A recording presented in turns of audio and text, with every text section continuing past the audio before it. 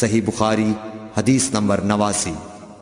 حضرت عمر سے روایت ہے کہ میں اور میرا ایک انصاری پڑوسی دونوں اطراف مدینہ کے ایک گاؤں بنی امیہ بن زید میں رہتے تھے، جو مدینے کے پورب کی طرف بلند گاؤں میں سے ہے۔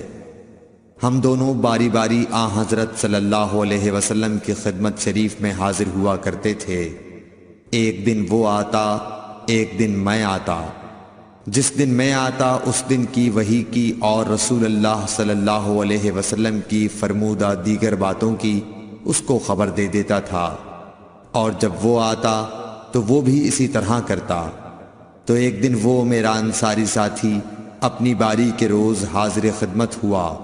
جب واپس آیا تو اس نے میرا دروازہ بہت زور سے کھٹکھٹایا اور میرے بارے میں پوچھا، کیا عمر یہاں ہیں؟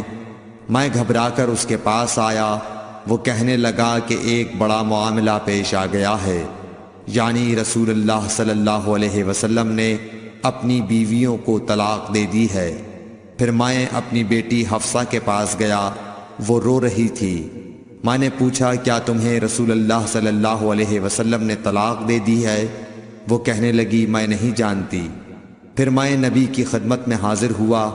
میں نے کھڑے کھڑے کہا کہ آپ نے اپنی بیویوں کو طلاق دے دی ہے؟